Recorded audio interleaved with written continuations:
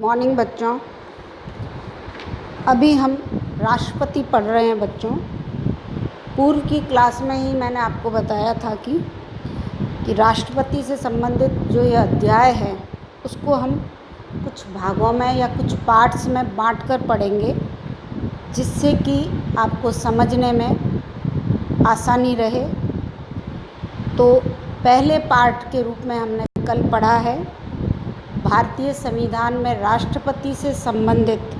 जितने भी अनुच्छेद हैं उनके बारे में, और राष्ट्रपति को जो सामान्य काल में शक्तियाँ प्राप्त हैं, यानी जो सामान्य शक्तियाँ प्राप्त हैं, जिसमें हमने कार्यपालिका शक्ति, विधायी क्षेत्र में प्राप्त शक्तियाँ, वित्तीय क्षेत्र में प्राप्त शक्तियाँ, सैन्य क्षेत्र में प्राप्त शक्तियाँ या समाधान शक्ति आदि को देखा है। उसी को कंटिन्यू करते हुए, सामान्य शक्तियों को कंटिन्यू करते हुए मैं आज आपको एक और जो राष्ट्रपति को सामान्य शक्तियों के अंतर्गत ही प्राप्त है, राज्यों से संबंधित शक्ति हैं, उसके बारे में पहले बताना चाहूँगी, या उनके बारे में पहले हम बात करेंगे। जो राष्ट्रपति को राज्यों के संबंध में शक्ति प्राप्त है उसके, और उसके बाद आज की क्लास में हम जो राष्ट्रपति को आपातकालीन शक्तियाँ प्राप्त हैं उसके बारे में विस्तार से पढ़ेंगे।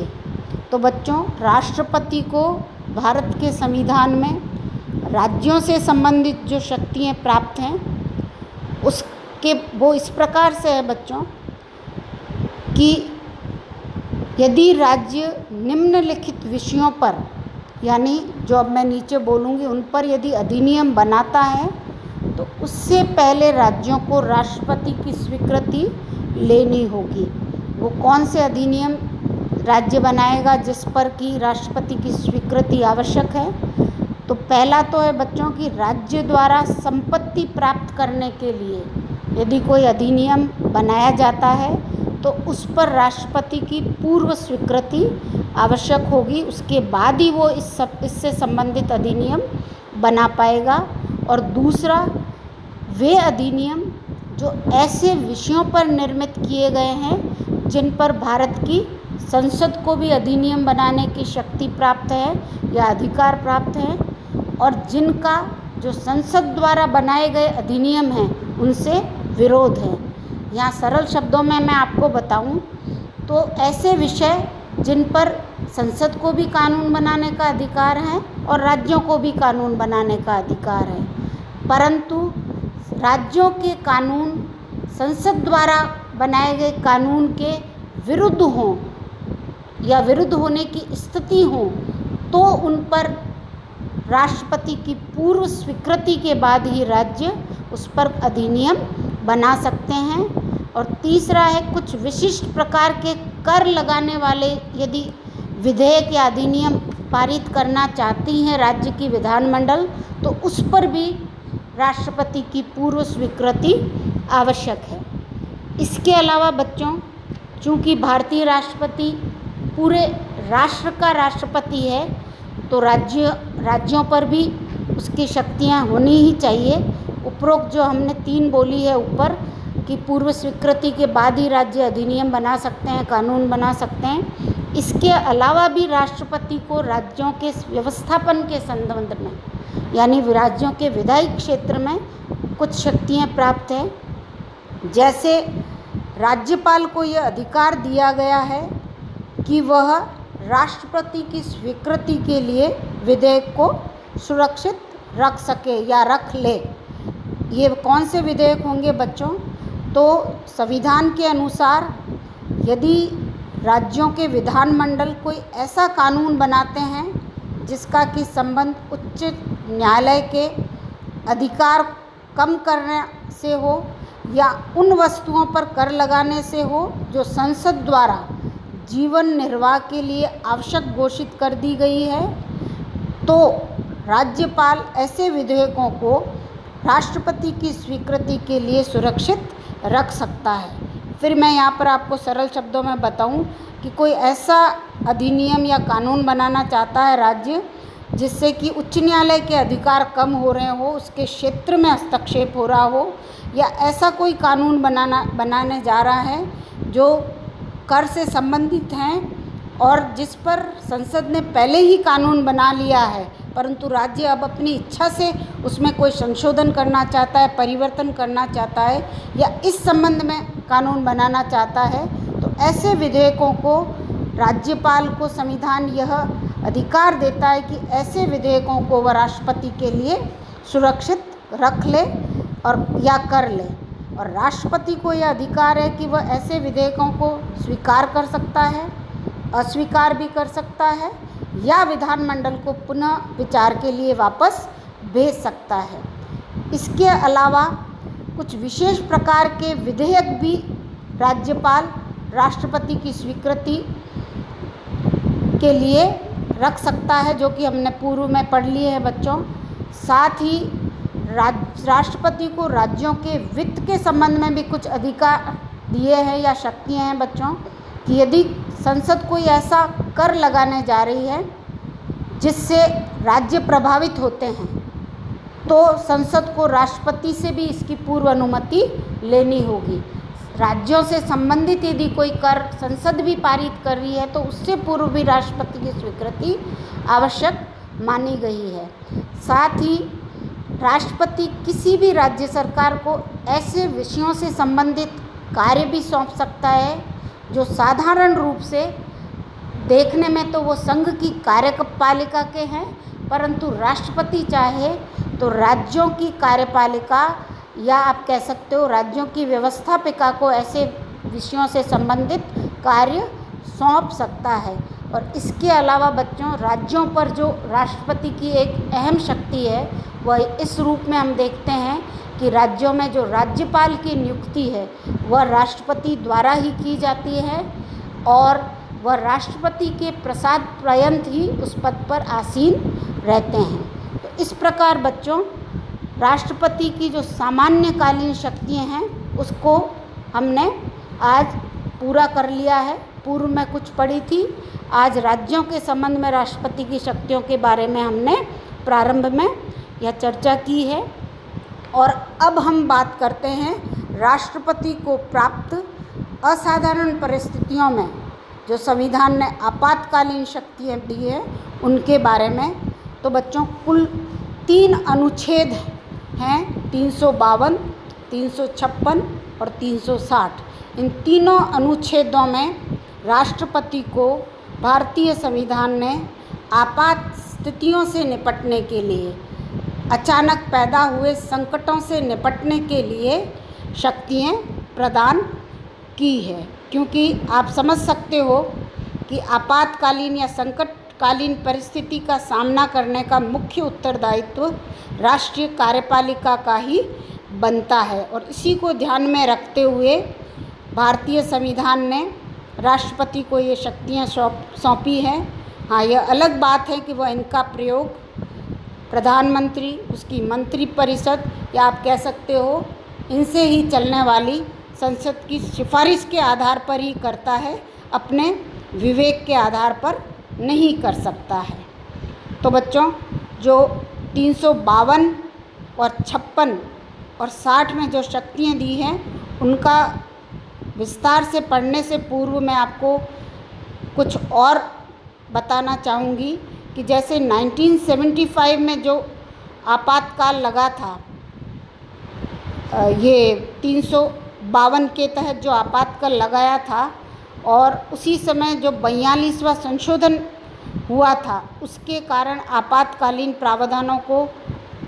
मूल रूप में हमारे संविधान में जो दिए गए थे उससे भी और अधिक कठोर बना दिया गया था। और साफ रूप से देखा गया था कि इस अनुच्छेद का 352 के अनुच्छेद का भरपूर दुरुपयोग किया गया है और इसी का परिणाम रहा कि इसके विरोध में बहुत सी प्रतिक्रिया भी हुई देश में और इसके फलस्वरूप ही इंदिरा गांधी को सत्ता से भी हाथ धोना पड़ा था। और फिर जो 1977 में सत्तारूढ़ जनता पार्टी आई थी, उन्होंने पूर्व के अनुभवों से आपातकालीन प्रावधानों में ऐसे परिवर्तन करने की बात सोची कि भविष्य में इस प्रावधान का दुरुपयोग न किया जा सके और परिणाम स्वरूप 44वां संशोधन किया, जिसके तहत राष्ट्रपति द्वारा 352 के तहत जो आपातकाल लगाया जाएगा उसके बारे में अब हम पढ़ रहे हैं। यानी 44 के संशोधन के बाद जो भी आवश्यक व्यवस्थाएं की गई और इस संवैधानिक संशोधन के बाद वर्तमान समय में जो राष्ट्रपति को संकटकालीन शक्तियाँ प्राप्त हैं उनके बारे में अब हम चर्चा करने जा रहे हैं। तो पहला, जैसे कि मैंने बताया, अनुच्छेद 352, इसके तहत भारत के राष्ट्रपति को युद्ध, बाहरी आक्रमण या सशस्त्र विद्रोह की स्थिति में आपात स्थिति की घोषणा का अधिकार है। यानी राष्ट्रपति को यह यकीन हो जाए कि इस प्रकार की स्थिति उत्पन्न हो रही है, यानी युद्ध की हो रही है या बाहरी आक्रमण हो रहा है या देश में सशस्त्र विद्रोह की आशंका भी है, तो राष्ट्रपति संकटकालीन स्थिति की घोषणा कर सकता है। संसद की स्वीकृति के बिना भी यह 2 माह तक लागू हो सकती है और संसद से स्वीकृत हो जाने पर शासन जब तक उसे लागू रखना चाहे लागू रख सकता है। हाँ, 44वें संशोधन के द्वारा निम्न व्यवस्थाएं कर दी गई, जिससे कि शासक वर्ग राष्ट्रपति द्वारा घोषित 352 के अंतर्गत जो आपात स्थिति है उसका दुरुपयोग न कर पाए। तो 44 के संशोधन के द्वारा इस आपात घोषणा के तहत जो भी व्यवस्था की गई है बच्चों, वो इस प्रकार से है कि राष्ट्रपति इस अनुच्छेद के अंतर्गत आपातकाल की घोषणा तभी करेगा जबकि मंत्रिमंडल लिखित रूप से राष्ट्रपति को ऐसा परामर्श दे। यानी राष्ट्रपति स्वेच्छा से, अपने विवेक से इसकी घोषणा नहीं करेगा। दूसरा, कि इस प्रकार का आपातकाल, दूसरी व्यवस्था 44वें संशोधन में यह की गई कि इस प्रकार का आपातकाल अब युद्ध, बाहरी आक्रमण या सशस्त्र विद्रोह होने पर या इस प्रकार की आशंका होने पर ही घोषित किया जाएगा।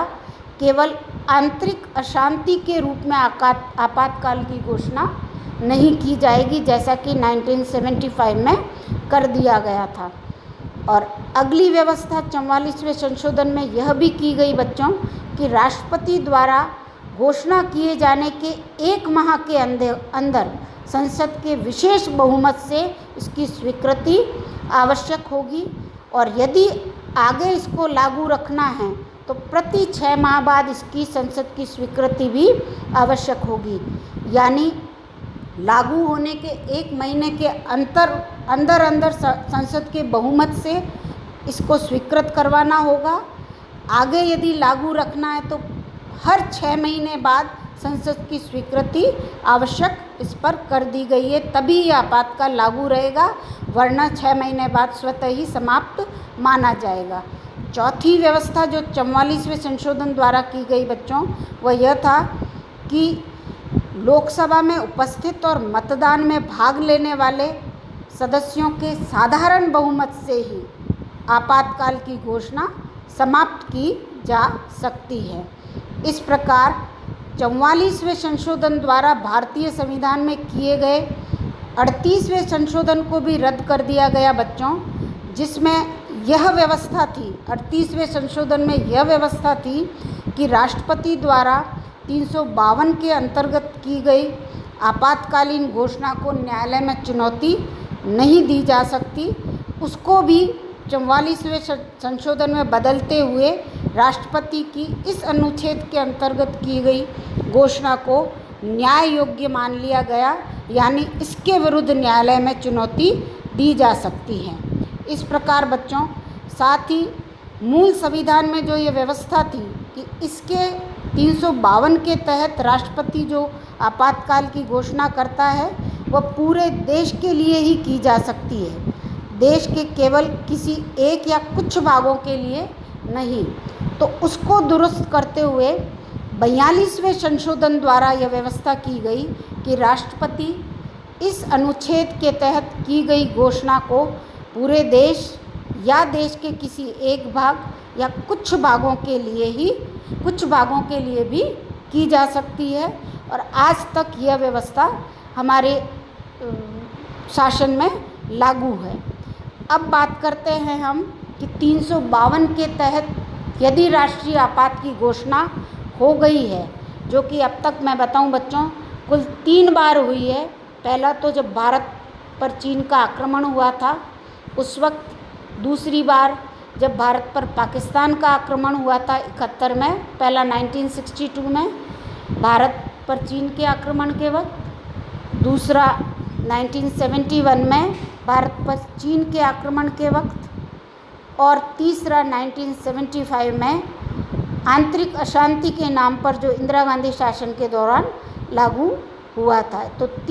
इस 352 के तहत अब तक भारत में 3 बार आपातकाल की घोषणा की जा चुकी है। अब मैं बात कर रही हूँ इस घोषणा से होने वाले संवैधानिक प्रभावों की, यानी जब यह आपातकाल लागू हो जाता है देश में तो देश में क्या व्यवस्था रहेगी या इस घोषणा के क्या प्रभाव रहेंगे। तो पहला तो जो प्रभाव है बच्चों वो यह है कि इस घोषणा के लागू रहने के समय, यानी इस अनुच्छेद के तहत जब आपातकाल लगा दिया गया है तो जो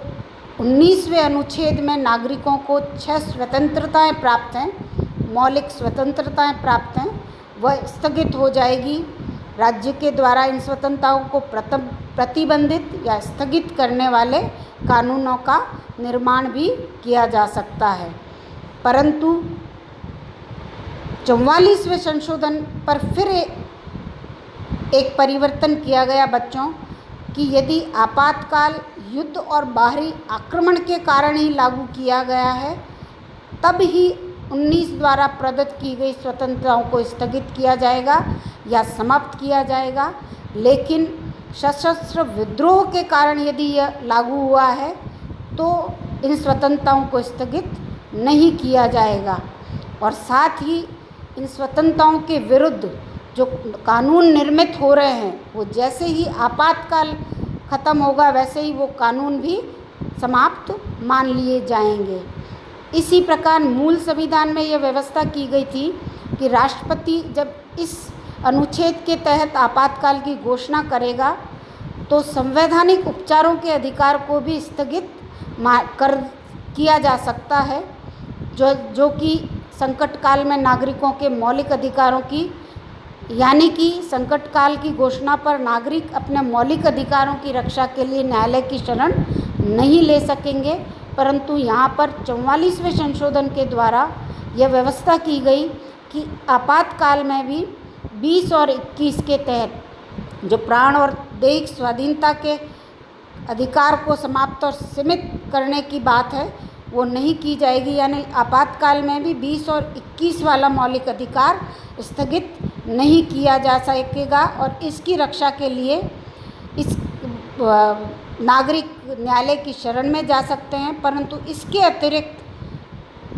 अन्य अधिकारों की रक्षा के लिए नागरिक न्यायालय की शरण में नहीं जा सकेंगे। तो जो पहला प्रभाव है वो सरल शब्दों में मैं बताऊं तो जो आपको अनुच्छेद 19 के तहत भाषण की, अभिव्यक्ति की, कहीं भी घूमने फिरने की, कहीं पर आने जाने की जो स्वतंत्रता थी वो एक तरह से स्थगित हो जाएगी, निलंबित हो जाएगी जब तक कि आपातकाल लागू है। हाँ, आपके प्राण और दैहिक स्वतंत्रता 20 और 21 अनुच्छेद के तहत जो आपको प्राप्त है वो स्थगित नहीं होगी। दूसरा जो प्रभाव है वो यह है बच्चों कि संसद को संपूर्ण भारत पर सभी विषयों पर कानून बनाने का अधिकार प्राप्त हो जाएगा। वह पूरे भारत पर सभी राज्यों पर कानून बनाने का अधिकार उसका रहेगा या आप कह सकते हो जाएगा।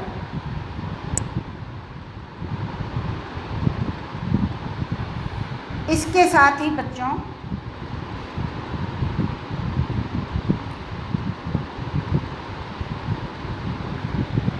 जो अगला प्रभाव इस घोषणा से होगा वो ये होगा कि संघ की कार्यपालिका शक्ति राज्यों की कार्यपालिका शक्ति को आदेश दे सकती है, निर्देश दे सकती है कि वे अपनी कार्यपालिका शक्ति का प्रयोग किस प्रकार से करें। इसके अलावा राष्ट्रपति भी यह निर्देश दे सकता है कि संघ और राज्यों के बीच जो आय वितरण संबंधी सभी या कोई भी उपबंध चालू है वह वित्तीय वर्ष में, चालू जो वित्तीय वर्ष में है उसके अनुसार निर्देशानुसार संशोधित रहेंगे। साथ ही यहाँ पर यह अवश्य व्यवस्था रखी गई है कि ऐसे आदेश को यथाशीघ्र संसद के दोनों सदनों के सामने रखा जाना ज़रूरी होगा या रखा ही जाएगा। 43वें संशोधन द्वारा यह व्यवस्था की गई कि यदि अनुच्छेद 52 के अंतर्गत भारत की भूमि के किसी विशेष भाग में आपात स्थिति की घोषणा की जाएगी तो संघ की कार्यपालिका शक्ति तथा संसद की कानून बनाने की शक्ति केवल उस राज्य में ही लागू नहीं होगी जिस राज्य के किसी भाग में आपात स्थिति की घोषणा लागू की गई है, अपितु संघ की कार्यपालिका शक्ति या संसद के कानून बनाने की शक्ति अन्य राज्यों पर भी उस समय तक लागू रहेगी जब तक कि भारत की या उसकी भूमि के किसी भाग की सुरक्षा के लिए संकट हो। यानी पूर्व में हमने कहा था कि यह घोषणा संपूर्ण भारत पर हो सकती है, किसी एक भाग पर हो सकती है या कुछ भागों पर हो सकती है। तो 43वें संशोधन द्वारा यह तो मान लिया गया, परंतु साथ ही ये व्यवस्था की गई कि ऐसी आपात घोषणा पर केवल संघ के या संसद के कानून सिर्फ उसी क्षेत्र में लागू नहीं होंगे वरन संपूर्ण भारत में लागू होंगे जब तक कि आपात स्थिति लागू है। इस प्रकार बच्चों 352 के तहत राष्ट्रपति को आपात की घोषणा का अधिकार दिया गया है, जिसका कि हमने अभी विवरण पढ़ा है। अब अगली क्लास में हम अगली जो 356 अनुच्छेद के तहत घोषणा करने का अधिकार भारत के राष्ट्रपति को मिला है उसके बारे में चर्चा करेंगे या उस पर विस्तार से पढ़ेंगे। थैंक यू बच्चों।